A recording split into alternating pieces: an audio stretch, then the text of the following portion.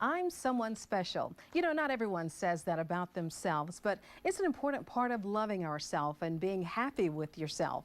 Licensed professional counselor Dr. Bill Baker joins us now to talk more about self-worth. And thank you so much for being here. I'm glad to be here, Linda. Now, how much self-worth does a person need for just personal health and even good relationships? I believe that a healthy level of self-worth is essential to health and relationships. There are two unhealthy extremes we need to avoid. One is what I think of as self-deflation, in which we believe we have no self-worth, and so we say, I'm nothing special. But the other extreme is grandiosity or self-inflation, and these folks tend to think I'm totally special. And in the middle is a healthy, balanced area of self-discernment. That is, we discern that as human beings, we have inherent self-worth, and so we're able to say, I'm someone special. Mm-hmm. And we have to watch our words, would you Yes. say? Now, what resources are available for developing a healthy self-worth? I believe there are three resources that are available to us, although, Linda, most people tend to use only the first two. There's the inward source that contains the qualities and traits that we like about ourselves. There's the outward source that contains all the opinions that we think other people have of us.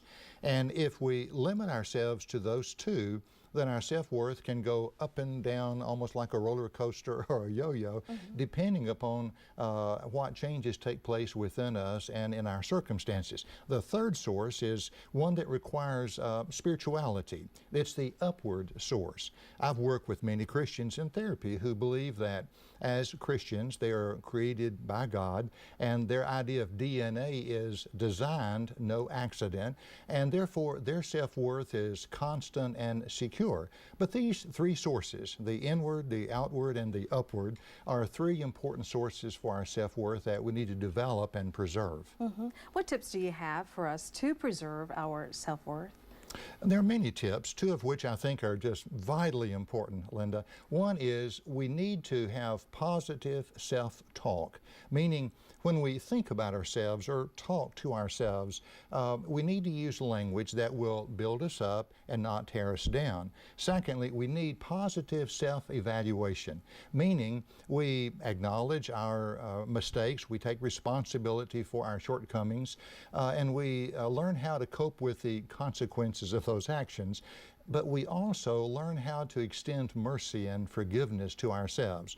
And as we do that, our self-worth hopefully is not moved around or shaken or is going up and down all the time. It's more constant and secure, and thus our mental health, our emotional health are much better, and our relationships are much stronger and healthier. Very important. Very important. That self-talk, self-worth. We want to let you know that you can reach Dr. Baker or get any kind of counseling help by going to the website there. It's graceandmentalhealth.com. The phone number is there for you. It's 205-868-6702. We thank you so much for being here. Oh, so glad to be here, Linda. Very important to have Thank you. All righty, certainly.